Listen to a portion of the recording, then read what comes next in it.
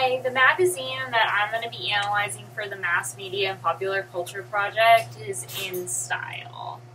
This magazine's specific target audience are females that are generally between the age of 18 and 35. The magazine's central focus is on material culture. One who buys this magazine is more than likely interested in the latest trends in the world of fashion. They have many fashion and clothing ideas as well as advertisements and advice. A new InStyle magazine comes out monthly and features a different celebrity.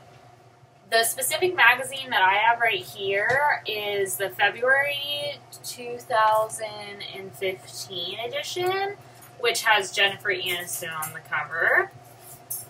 There are many different characteristics used to target females throughout this magazine. Just on the cover, as you guys can see here, there's a lot of words that just stand out, such as sexy, and then we have simple, secret, styling, like just kind of words that kind of pop out at you. This is Jennifer's best year ever. The ultimate guide to get your butt in shape.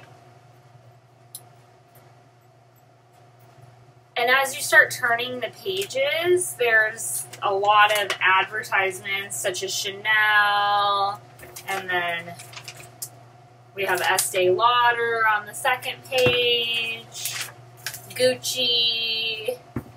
A lot of these brands, here's Dolce & Gabbana, a lot of these brands that are advertised throughout this magazine are like, well, here's Ralph Lauren. They're kind of more on the high-end side of the spectrum when it comes to price.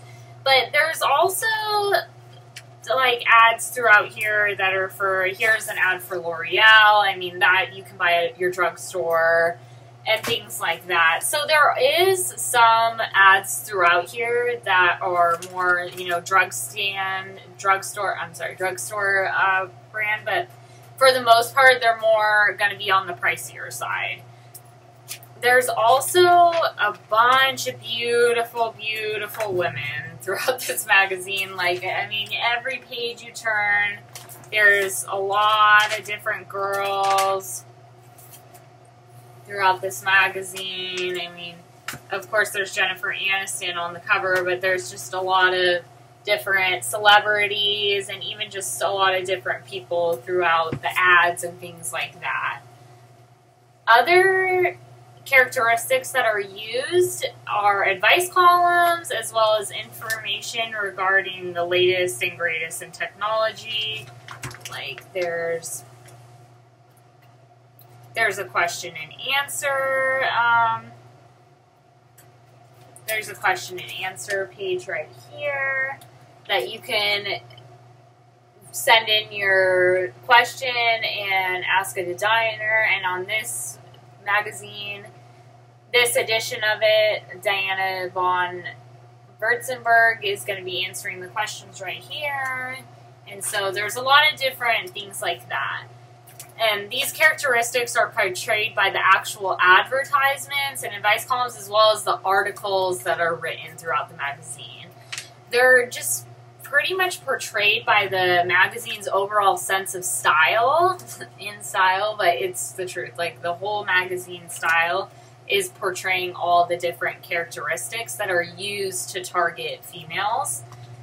There's a few messages that I observed that are being sent about females, and one of these messages is that the lifestyle that is portrayed in this magazine is the norm. So basically, if you were fresh out of college and, living on, or even in college and just like, living on, a fixed income, like really trying to budget and things like that, this magazine I definitely wouldn't reach for. Like, it's just the lifestyle that InStyle magazine portrays. It's more of a luxurious and a fashionable one. I'm sure like throughout this magazine there is like some like cheap like dupes and things like that, which you can call them, but for the most part Like, here's Pandora. Pandora, I mean, isn't more, it isn't like, you know, like Zales or anything like that. It's more in the middle. There's a lot of in the middle brands and things like that, but for the most part, if you were, you know, budgeting and watching your money, like, this isn't really a magazine that would help you do anything like that. I found most of the advertised products, obviously, to be on the more expensive side. The specific article talking about, there's a specific article throughout this magazine, and it's talking about, you know, like shades for your lips that, you know, are red, and then they have dupes like where you can buy, you know, pretty much the same color, but for a cheaper cost, you know, than obviously like MAC and things like that. And then another message that's being sent in this magazine is that these items and people who possess these items, they're happy. Like, you know, if you flip through this magazine, there's lots of people smiling, and they just look like happy, you know, to have all these different kinds of things. So that's another thing that I definitely observed throughout this magazine. So it's definitely, I mean, just me flipping through them, I'm more of like a bargain shopper, but I mean, the way that these ads stand out to you really are more like alluring that, you know, you'll be, if you buy them, you'll be happier. And I mean, most girls, you know, they like to shop and things like that. So the advertisements, I feel like, throughout this magazine do a really good job at, you know, attracting, you know, their target audience, which are women between the ages of 18 and 35. And the last message that I observed throughout this magazine is that skinny is beautiful. Like, these girls in this magazine are very, very skinny. So basically, I mean, I flipped throughout the whole magazine. I really couldn't find any women that were not even necessarily on the heavier side, but just women that weren't, you know, stick skinny. Like, all the women throughout this magazine are pretty, you know, petite and tiny. But this is an example of symbolic culture, and what, on the flip side of that, I was actually pleased because towards the end, there is different excerpts that are like exercise and health tips. Like, there's here's a ad that is, the title is Eat Your Way to a Better Butt. So this is basically talking about eating lean proteins and getting healthy fats and cutting carbs, and this is something that I actually didn't really know, but I guess it says to take citrus seriously. And I really like ads like this in magazines that have like a lot of skinny and beautiful women, just because this is more relatable to me. Like, this I can look at, and a lot of general people can look at and say, okay, so if I do this, you know, I'll not only be healthy, but, you know, hopefully, you know, I can get, you know, in shape and things like that. And I feel like that's what is important, is being healthy, no matter what weight you're at or anything like that. And that's important, and that's value. Those are values that all girls should possess. There are a lot of different things. Here's an advertisement that's about getting haircuts and what kind of cut might look good on you and things like that.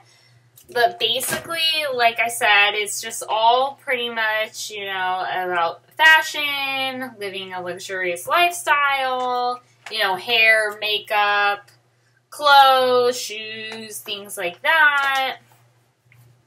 Here's Beauty Talk with Scarlett Johansson. And so it's saying at the top, the new mom and accomplished action star talks about chopping off her hair, do-it-yourself nail art, and why she never says no to a twist of lemon. So basically, they just have different excerpts and advertisements throughout here. Here's Jennifer Aniston, and then this is her hairline. This is Living Proof. They sell this at Sephora and things like that. And so basically, just throughout this, like I said, it's just advertisements and different ads and things like that. Here's some To Die For desserts, which are kind of contradictory to the previous couple pages. If you flip a couple of pages back, it's talking about, you know, living a healthy lifestyle and things like that, and this isn't necessarily healthy, but yeah, I guess here's To Die For desserts that you can make and things like that. Here on the very last page, in the flip, on the inside, it's a car advertisement for Mazda, and so there's that, and Mazdas definitely aren't cheap. The back has Lancome on it, and that's basically everything that's included in this magazine. But in conclusion, I feel like InStyle Magazine's target audience is obviously young adult women who have extra money to spend on a more luxurious lifestyle and beauty products and things like that. But I feel like they do a really good job at targeting that specific audience throughout this magazine. And there are many ads and articles that catches, you know, any woman's eye throughout this magazine. Like even, you know, me when I was flipping through it, I mean, this magazine is actually my mom. She gets it sometimes, and it's you know, it's nice just to read and things like that. It's not really a story-oriented magazine, but it is very ad, and it's a fast read. It's not like Cosmopolitan, where there's a lot of in-depth things. There's more like just short things with, you know, not a lot of articles. I mean, there is a lot of articles, but they're shorter. So yeah, basically, I feel like InStyle Magazine does a great job at targeting their specific audience. And I feel like that there's a lot of different characteristics throughout this magazine that really targets them well.